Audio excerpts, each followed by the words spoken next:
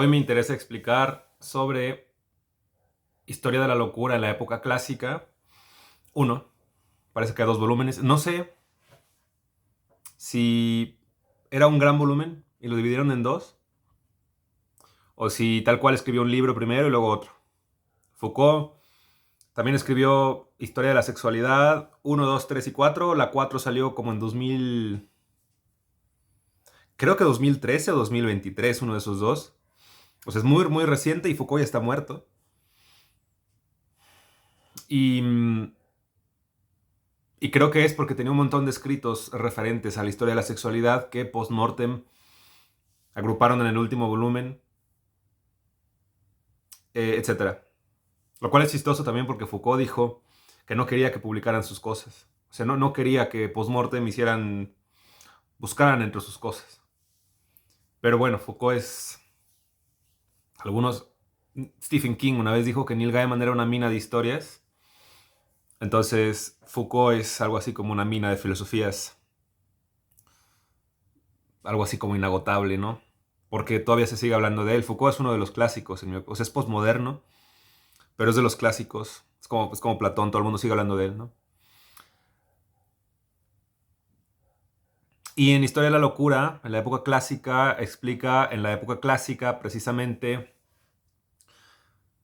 o sea, la época clásica es el modernismo, o sea, antes de nuestra época contemporánea, del estilo 1800, 1600, bueno, 1800 discutible, pero mm, antes de más o menos 1800, ¿no? Y después de la Edad Media.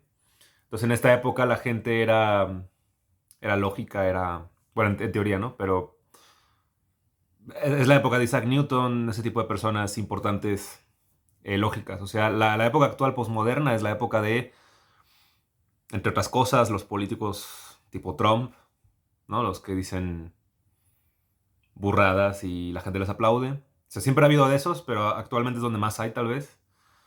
Actualmente es la época de las artistas que hacen polémicas con sus exes.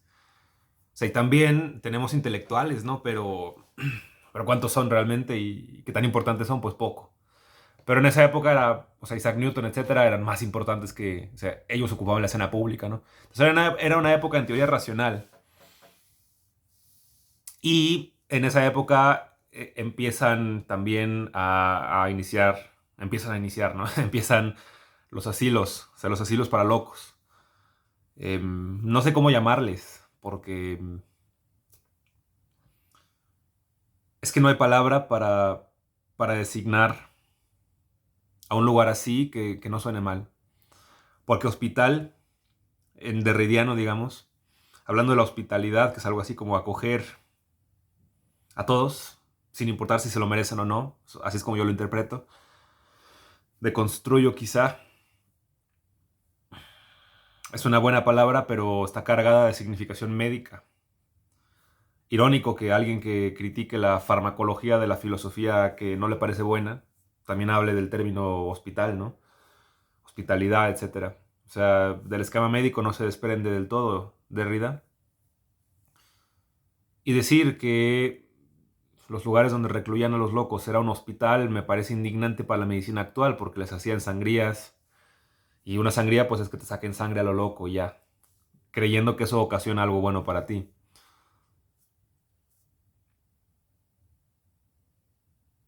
Sí, sí, sí, ¿qué más hacían? Hacían que giraran en torno a su propio eje sobre una silla giratoria, creían que eso bueno, según lo que recopilaban de evidencia, sí se calmaban después, pero bueno, probablemente era porque se mareaban, ¿no? O sea, tampoco era como, no tenía mucho sentido.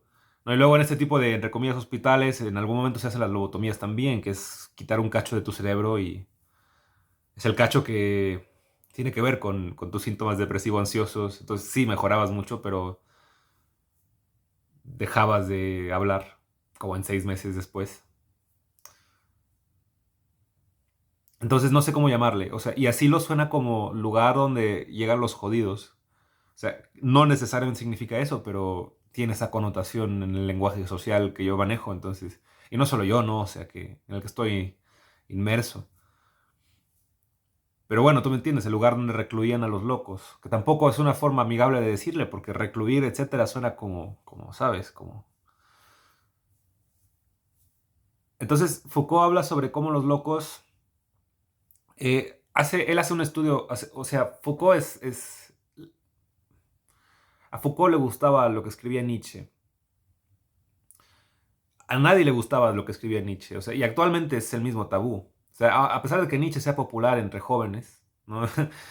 Y en TikToks, y está esta esquina de TikTok de la gente que habla de Dostoyevsky, de Kafka y de Nietzsche y de Camus y, y de Kierkegaard y probablemente el que él o la que hacen ese contenido probablemente sí hayan leído lo que están ahí compartiendo, pero la gente que comparte ese contenido probablemente no lo leyó. Em, o sea, yo tampoco he leído Dostoyevsky, pero sí he leído a Camus, sí he leído Kierkegaard. Mm, Hace poco en mi universidad escuché una conversación, no es por fundar a nadie, pero escuché, ni siquiera sé quiénes son, pero, o sea, en plan, no los conozco del todo, no sé ni cómo se llaman, pero esperando a una profesora que no llegó, escuché a dos personas hablar sobre cómo a uno le gustaba mucho la filosofía de Dostoyevsky, más bien, no le gustaba la filosofía de Dostoyevsky, porque era un existencialismo muy negro, una cosa así dijo. Supongo que negro en el sentido de que era muy depresivo. No, ni siquiera recuerdo si usó la palabra negro. Y luego se puso a decir que, o antes, pero se puso a decir también que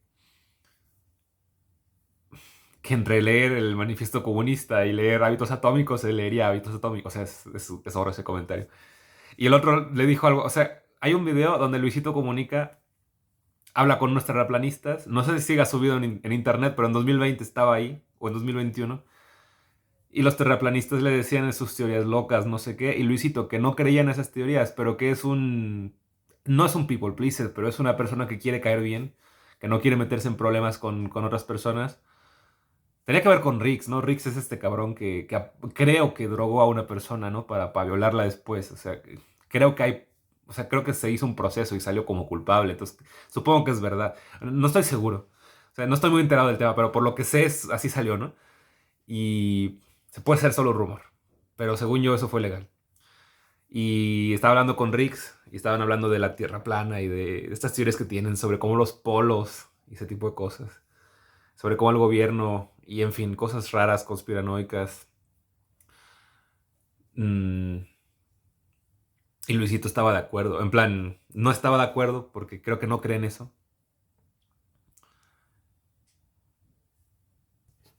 O sea, no estaba de acuerdo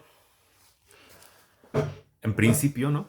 Pero le daba la razón en algunas cosas. Pero eran cosas muy locas. O sea, no le daba la razón en que quizá una teoría conspirativa puede ser interesante o divertida. No por eso es real, no. O sea, no dijo algo así. Dijo algo así como, bueno, es que puede ser, uno no sabe lo que el gobierno hace, no sé qué. Y en plan, cuando eres un... O sea, cuando comunicas, ¿no? A audiencias masivas, creo que... Bueno, si tú no crees en eso y sabes que es algo tan esquizofrénico, es un poco tu responsabilidad explicar por qué eso está bien loco. Entonces, mm, en fin, regresando a Nietzsche, no era muy popular y no tenía teorías conspirativas, sino tenía o sea, a diferencia de los terraplanistas que se basan en nada. Una vez igual iba yo en un Uber y me contó el cabrón que como de costumbre manejaba del orto, ¿no? Y era muy mala persona, probablemente. O sea, no lo conozco del todo, pero los choferes de Uber suelen ser agresivos con el cliente, ¿no? Es un poco señal de que eres mala persona porque o sea, no conoces a la persona de nada. Tienes que ver con esta persona que 20 minutos de tu vida, media hora tal vez, y la tratas mal, es como, ¿qué clase de persona eres, no? O sea, los pequeños gestos luego se ve quién es malo y quién no. ¿No? En fin, él me habló del nuevo orden mundial también, o sea, una conspiración de ese estilo. Y en ese momento recuerdo, o sea, no es por ponerme de ejemplo, ¿no? Pero sí le dije que yo no creía en eso, que me parecía una conspiración, etcétera. De alguna forma logré no pelearme con él. pero tampoco le di el avión, o sea, en cosas tan graves. Algo bueno es, más que corregir, sí decir, creo que esto no es así. Que viene siendo corregir, sí, pero una cosa es corregir con el látigo y otra cosa es ser amable al respecto, creo. Bueno, Nietzsche tenía su propia teoría sobre, que no era conspirativa, sobre la cristiandad, etcétera, y en algún momento estaba bastante seguro de qué quería decir con eso, ya no estoy tan seguro. Pero no hacía un análisis histórico. Incluso puedes criticar tú la historia y decir es que la historia son puras fechas. O puedes decir, me la enseña muy planamente, como una sucesión inconexa de cosas. Entonces el contraargumento suele ser, es que yo como maestra, por ejemplo, yo a mis estudiantes de historia no les enseño con fechas. Yo quiero que aprendan el proceso, etcétera, ¿no? Y probablemente sí, sea un buen método, etcétera. Pero hay un método más, en mi opinión, más superior aún, que es la historización. La historización está arqueológicamente cargada, en donde tú analizas los vestigios de cosas que se han dejado en la humanidad, digamos, y,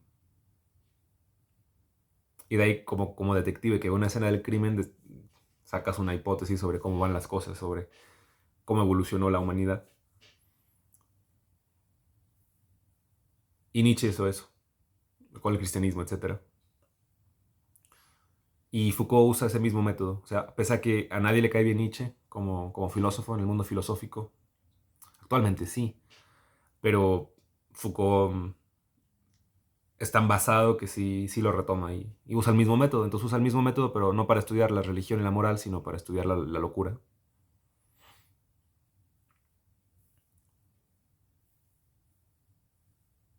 Y al estudiar la locura se da cuenta de que, o sea, parecería por esquemas médicos que la sociedad encierra a los locos por moral, etcétera, para corregir, ayudar. Similar a como cuando yo le digo al chofer de Uber que su hipótesis pues está mal. Y la razón o sea, ¿por qué le dices a alguien que su hipótesis, su teoría conspirativa está mal? Porque si creen en eso, ¿en qué más van a creer? O sea, van a creer en cosas todavía más locas.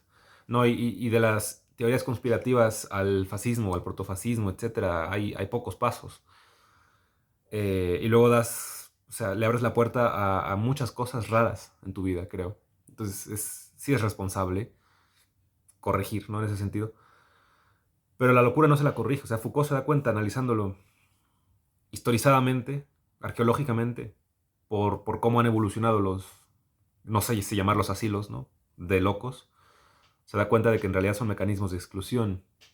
Entonces, eso es lo que quiero explicar hoy.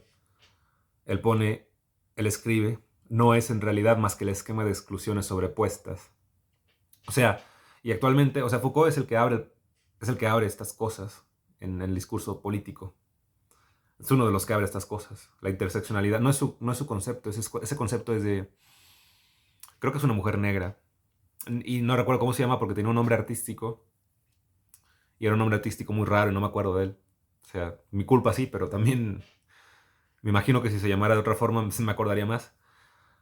Pero oficialmente se puso como nombre artístico y en realidad era una socióloga, creo incluso.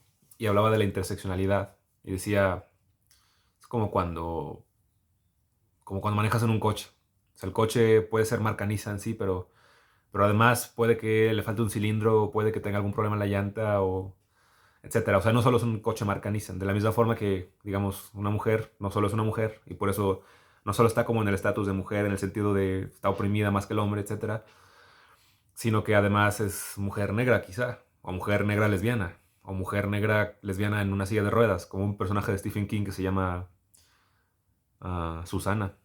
Creo que Susana, sí, el nombre real, porque tenía múltiples personajes. O sea, incluso era esquizofrénica. En plan, si quieres hablar de interseccionalidad en la literatura, hay un personaje de Stephen King que es mujer, negra, creo que no es lesbiana, pero o sea, está en silla de ruedas, no puede caminar, nunca va a poder, y aparte es esquizofrénica. y aparte era pobre, y aparte era inmigrante, o sea, una cosa así. Entonces hay todas estas interseccionalidades y, digamos, están sobrepuestas en la figura del loco. Es como el que más, o sea, el loco en Foucault, o sea, a ojos de Foucault, que aparecen unos ojos bastante neutrales, porque conforme vas leyendo te das cuenta de que son cosas, me di cuenta de que son cosas muy, son historizadas, o sea, me está contando un proceso, tal como es, o sea, tiene tanta bibliografía. Y en realidad lo cuenta, parece que está diciéndote algo, ¿no? Parece que está diciéndote esto está mal, etc. No, en realidad está haciendo un recuento historizado, arqueológico. Entonces es inevitable llegar a las conclusiones a las que él llega. O sea, seguramente habrá contraargumentos buenos, pero actualmente no se me ocurren muchos. Entonces, al menos en esa época, en la época clásica, el resultado de todo este proceso, o sea, tal vez no fue la intención oficial incluso, inicial, etcétera, pero al final tienes un esquema de exclusiones sobrepuestas donde todas estas interseccionalidades no queridas, no admitidas, no deseadas en la sociedad en ese momento intersectaban en la figura del loco. O sea, el loco era no solo loco, sino además probablemente era pobre, sino además probablemente era negro, sino además probablemente, etcétera. Como los leprosos. O sea, el análisis de Foucault empieza con los leprosos. Él se da cuenta de que la primera forma de exclusión, al menos occidental, pensada, bien planeada, es a los leprosos porque se les tenía un miedo terrible. Probablemente no porque eran tan contagiosos, en mi opinión. O sea, como con psicoanálisis, ya he visto esto con psicoanálisis, no porque eran per se contagiosos, sino porque la piel es perturbador ver que la piel está fallando de alguna forma. O sea, la piel es un órgano increíblemente somático y no se sabe mucho de lo somático actualmente, no se sabe eh, ni cómo tratarlo realmente, pero los síntomas somáticos, o sea, los que vienen de me siento estresado, entonces me duele la cabeza, me siento estresado, entonces la piel me genera, no sé, llagas, me siento estresado y me duelen los ojos, o sea, ese tipo de cosas que no tienen causas físicas. No se sabe por qué ocurren realmente, se tiene como hipótesis, se pueden como tratar de cierta forma, pero curar no se sabe todavía. O sea, ni siquiera con la psicología más picuda científica, ¿no? Mm, yo creo que el miedo a los leprosos era por eso, en gran parte. Y tal vez así inició, pero después fue también un sistema de exclusión, porque a los leprosos se les excluía, o sea, se les hacía salir de las comunidades en las que estaban, a menos de que fuera una comunidad franciscana, pero en general, o sea, San Francisco era una persona, ¿no? De entre muchas. Y en grupos se excluía a los leprosos.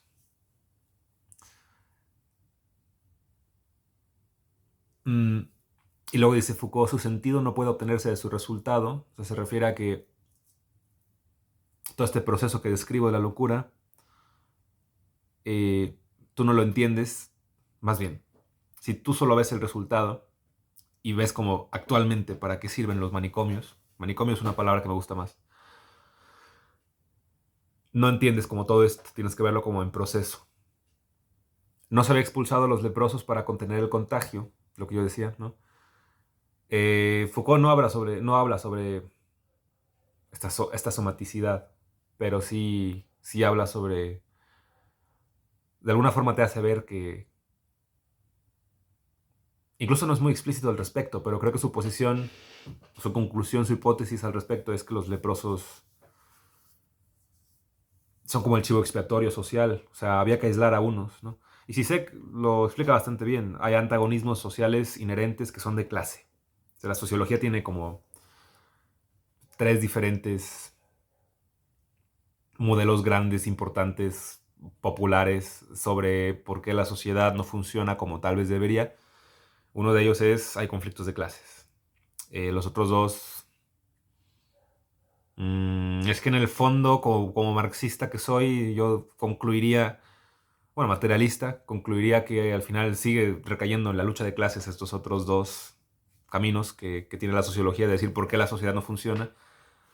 Pero recuerdo que eran cosas como más específicas también, o sea, se diferenciaban un poco, pero en fin, no recuerdo exactamente qué era. Pero digamos, hay antagonismos. Y en cada momento histórico hay antagonismos. Y incluso aunque los resuelvas en hegeliano, vas a llegar a más antagonismos diferentes quizá, pero a nuevos. Similar a cuando vas a terapia y vas mucho tiempo y crees que ya estás como en tu cenit, pero siempre va a haber algún problema porque la vida es mucho más complicada que, en fin, ¿no? Y nunca vas a llegar a estar como en la perfección, porque incluso la salud mental no es estar en la perfección, sino es algo así como hacer cosas difíciles que quieres hacer y saber lidiar con eso. Y al mismo tiempo no estar atrapado en tu pasado y al mismo tiempo no estar haciendo demasiadas elucubraciones ansiosas sobre el futuro. Algo así, creo que en esos tres aspectos puedes resumir bastante bien una salud mental, iba a decir adecuada o equilibrada, pero esas dos palabras son muy malas para describir lo que quiero decir. Pero bueno, para tener salud mental creo que tienes como esas tres cosas. O sea, no te da tanto miedo el futuro, no estás tan atrapado en el pasado y sabes hacer cosas, sabes enfrentarte a cosas que son difíciles, pero que valen la pena para ti. Y las puedes hacer. Ni siquiera significa que las logres, significa que las intentas hacer. Em, y luego dice Foucault, no aislaba extraños, o sea, se refiere al esquema de exclusiones sobrepuestas, no a los manicomios. No aislaba extraños, los creaba, porque su posición es antipsiquiátrica, o sea, no se llama antipsiquiatrismo, en su época creo, pero después llegan dos cabrones que escriben el Antiedipo. Uno se llama Gilles Deleuze y el otro se llama Félix Guattari. Y no lo he leído, quiero hacerlo. Y hablaban sobre cómo la esquizofrenia era en realidad un mecanismo de defensa sano incluso en contra de un sistema no sano, capitalista, etcétera.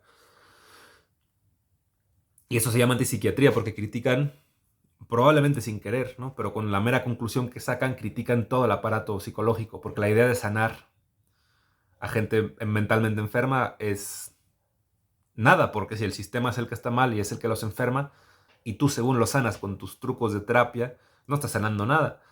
O sea, porque el sistema sigue siendo el mismo. Y entonces no es que la locura en Guattari y en Deleuze se origine en el individuo, sino que la estructura social ya está tan podrida que entonces el individuo adquiere esta locura. Entonces, usa la palabra crear, ¿no? Foucault, pero siendo también yo algo así como neopositivista, no soy eso, pero creyendo yo, ni siquiera creo en la ciencia, pero pensando que la cosa va por la razón y por la confirmación de pruebas, o más bien la no negación de las hipótesis. O sea, pensando que tienes tú que estar mucho más en la realidad que no. Eh, o sea, pensando yo que no solo eres racional, sino tienes que ver como las evidencias que puede haber de lo que estás pensando. La palabra creaba no me parece. Entonces, más bien yo pondría no aislaba extraños, los generaba, ¿no? Al extraño, por él, hay algo del hombre que ha quedado fuera de su alcance. O sea, el extraño, estoy seguro de que en algún momento de todo lo que acabo de decir, había algo que yo quería terminar de explicar y no terminé de explicar. Estaba por Nietzsche, estaba en algún lugar de... Cuando yo hablaba de Nietzsche y hablaba de las teorías conspirativas, por algún lugar de ahí había algo que quería decir que no acabé de decir. Pero bueno, sí sé que los antagonismos los explica como siempre va a haber antagonismos sociales. Son de clase ahora, pero podrían después ser de otra cosa. O sea, antes, bueno, siempre han sido. O sea, la tesis marxista, eh, quizá la más importante, en mi opinión, es toda la historia se resume en la lucha de clases. Pues quizá después también sea lucha de clases, pero la idea también es que llegas a un comunismo donde no haya clases.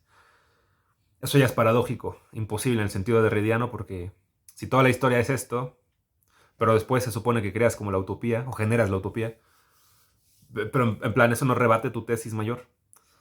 Em, pero bueno, estos antagonismos son insuperables. O sea, si Sisek lo pone como son insuperables, quizá no solo los de la clase, sino un montón de antagonismos, ¿no? Y entonces se culpa a figuras particulares, grupos. Eran los judíos, por ejemplo, eran los negros, eran las mujeres. O sea, en general, los oprimidos están oprimidos o fueron oprimidos porque, y siguen estándolo, ¿no? El antisemitismo sigue estando muy vigente porque hay antagonismos sociales insuperables y eh, el mecanismo de defensa, digamos, freudiano para tolerar esa diferencia es decir que es culpa de tal grupo. Entonces, si tal grupo no estuviera, no existiera, probablemente seríamos todos mejor. Esa es como la tesis, ¿no? Mm, Entonces, el extraño es esta figura antagónica. En Foucault, el extraño como el loco, ¿no? También está el símbolo junguiano del extraño, el loco, etc. Y queda fuera del alcance porque se le excluye, ¿no? Y entonces, la definición del hombre, y lo pongo como hombre porque así lo suelen tratar los textos, o sea, no como humano, sino como hombre, o sea, eso ya tiene connotación, ¿no? La figura del hombre se perfila en torno a, o más bien, sí, en torno a, se perfila como hay un fondo, ¿no? Que es la locura, y el hombre es aquello que no es la locura. Zizek también lo explica muy bien, y lo toma del estructuralismo, o sea, pasa por Saussure, no sé si se pronuncia así, ¿verdad? Y llega, en algún punto llega Derrida también con esto. O sea, Zizek le gustaba mucho Derrida, Zizek en su juventud leía muchísimo Derrida. Parece que es un antiposmoderno, pero era muy fan, no sé si fan, pero le leía mucho a Derrida. Incluso se comunicaba con Derrida, en plan, hacían sus correos, sus emails. Eso suena muy señor, ¿no? Pero hacían sus comunicaciones por correo. Y entonces, según el estructuralismo, bueno, según, no en sí el estructuralismo, sino el postestructuralismo, las cosas están definidas por su carencia. No lo ponen así, pero es la conclusión a la que llegas, pensando postestructuralistamente, porque un gato es un gato solo en medida que hay otras cosas que no son gato. Entonces tú sabes lo que es un gato porque se diferencia de todas las otras cosas que no son un gato. Es como cuando estás enamorado de alguien, exclusivamente de alguien, ¿no? Y la ves formada en una fila de personas, formada en una fila así. Y no es que, o sea, no lo voy a idealizar, no voy a decir que inmediatamente la reconoces, pero en algún punto la reconoces por cómo se mueve, etcétera. Y se perfila. Entonces el amor, digamos, podría verse como esta perfilación de esta caracterización, esta diferenciación de una persona en particular que destaca de entre las otras. Entonces las definiciones, igual, con esto es de Zizek, el café sin leche. Resalta muy bien con mi historia del café con leche, porque eh, bueno, yo escribí algo o sea, en mi literatura, o sea, lo que yo he escrito, café con leche es importantísimo y me parece genial que alguien resalte el café sin leche. El café, o sea, realmente cuando tú pides un café, cuando el café es puro, se entiende como puro en el sentido de que es café sin nada más. O sea, no se entiende como en su positividad, del estilo es que el café es tal cosa y ya, sino se entiende como comparándolo con lo que no está haciendo, con lo que podría ser pero no es. El café negro es café sin leche.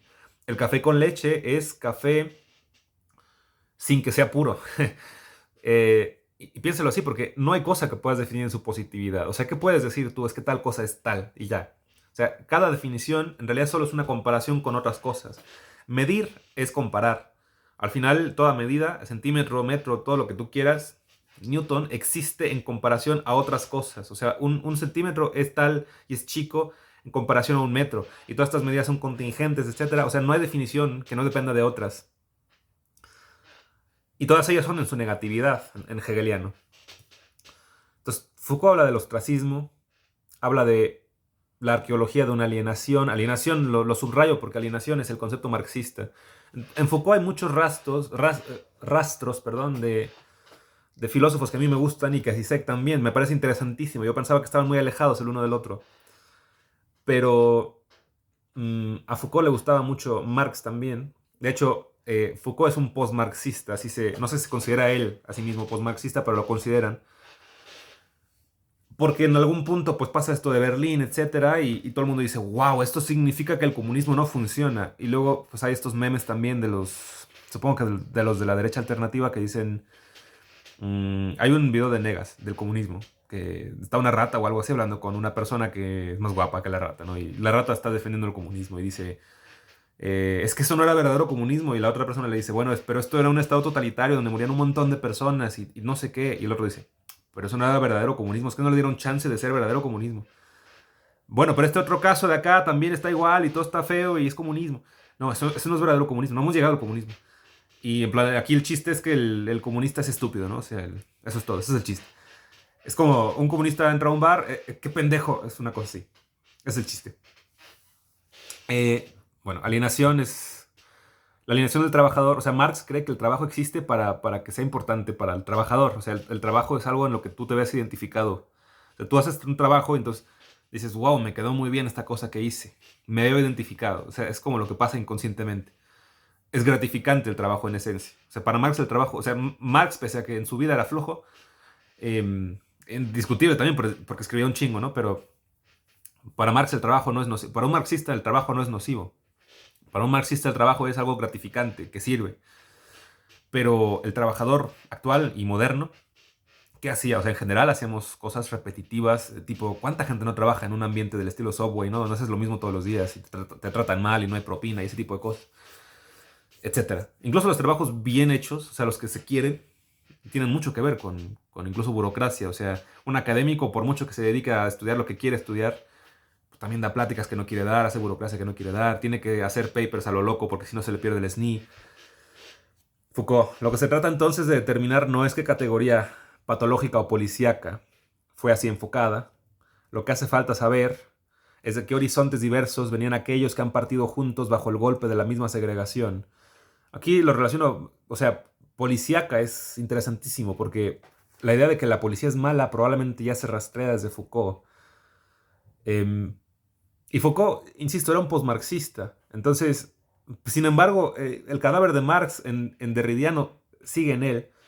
O sea, y Foucault da como mecanismos o como tesis de cómo resistirse al poder mm, de formas. O sea, él considera que el marxismo no funcionó. Entonces debe haber otras formas izquierdistas de mejorar, etcétera, y eso es como lo que propone Foucault y toda esta política identitaria, etcétera, que sí tiene mucho éxito. No sé si es la forma que reina de pensar políticamente, pero en mi opinión sí. O sea, el pensamiento woke está en todos lados. No lo digo como insulto al derechista, sino el pensamiento woke sí está predominantemente. Y lo cagado es que no sirve de nada y en opinión de comunistas lo único que hace el pensamiento woke es alentar la verdadera revolución porque parece que la revolución que importa es la de las identidades, tipo el colectivo LGBT, las mujeres, los negros, todas esas cosas, pero que se ha perdido de vista la lucha de clases. Eso es lo que diría un CISEC, por ejemplo. Mm. Y me parece interesantísimo que se hable de la diferencia en Derridiano aquí. O sea, no se dice esa palabra, pero se habla de la différence con A, em, con la segregación, etcétera, porque estás hablando tú de que hay personas que son inconcebibles en la sociedad porque son demasiado diferentes, ¿no? O sea, son tan diferentes que incluso en la diferencia considerada sana, ahí tampoco embonan. Esa es la différence con A. Pero todos ellos están en el mismo barco, en el sentido de que han partido juntos bajo el golpe de la misma segregación. Eso me parece interesantísimo. Y que experiencia hacia sí, perdón, y que experiencia hacía de sí mismo, sí, perdón, lo leí mal. Y qué experiencia hacía de sí mismo el hombre clásico en el momento en que algunos de sus perfiles más familiares comenzaban a perder para él su familiaridad y su parecido a lo que reconocía su propia imagen. De nuevo, o sea, ¿qué definición queda del hombre si es en contraposición a la locura o al loco, ¿no? Porque si el loco es lo inconcebible, ¿qué es el hombre? ¿Lo no inconcebible? El hombre moderno ha encontrado en el loco su propia verdad alienada, campo de alienación. O sea, de nuevo, se repite esto de alienación muchas veces. Como para decir que Foucault es postmarxista o que realmente se puede ser postmarxista, no lo sé. El internado es otra manera que tiene de llamar a este campo de la alienación. El gran encierro lo llama en mayúsculas. Entonces creo que ese es el concepto que quiere, así como panóptico, que es un concepto importante como en letras, ¿no? De él, en lacaniano, en letras, el gran encierro se parece. Los locos tendrán tanto trabajo para liberarse a fines del siglo XVIII, o sea, en el siglo XVIII ocurre una revolución en el sentido de los manicomios, y después, de hecho, en algún punto empieza la psicología bonita, ¿no? Bonita entre comillas, porque creo que era Skinner, ¿no? Que condiciona a su hijo a tenerle miedo a lo blanco. En fin, un censo del año 1690, perdón, enumera más de 3.000 personas en la Salpêtrière. Y la Salpêtrière es como el hospital manicomio más importante de Francia y del mundo. O sea, ahí empezó Freud a hacer cosas, creo.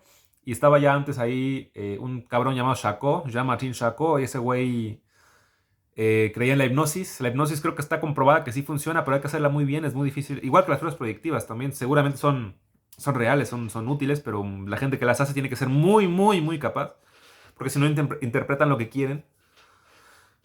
Bueno, en conclusión, o sea, yo creo que el hombre se perfila en torno a la locura, ¿sí? Al loco. Entonces el hombre es como lo opuesto. Pero entonces eso significa que hay personas que no son consideradas hombres o humanos. Entonces, y esto pasa en toda forma de exclusión. O sea, el excluido suele ser aquel que no se considera lo suficientemente humano, hombre, mujer, gay, etcétera. O sea, en todo grupo, incluso en los grupos más izquierdistas, las personas excluidas son aquellas que no son suficientemente esto en particular que son este grupo. O sea, eres poco hombre, eres un homosexual muy heteronormado, eres, como diría Carlos Muñoz, eres el más pobre de tus amigos ricos. O sea, ese tipo de cosas. Entonces, pero fíjate que aquí esto, porque aunque parezca muy inocente el trabajo de un izquierdista, en el fondo es tomarse en serio las cosas. Y, y bueno, si lo haces mucho, acaba siendo un social justice warrior, lo cual ya es un problema también. Un SJW. Pero, em, digamos, eres menos humano que otros en los grupos. Y así te excluyen. O sea, la exclusión es una forma de decir tú no vales la pena, tú no eres humano. Y esto parece, de nuevo, simplemente exclusión. Y podrías pensar, hay exclusiones, pues no tan graves. O sea, podrían excluirte de tu grupo de amigos. En plan, o sea, sí está feo, pero no te mata.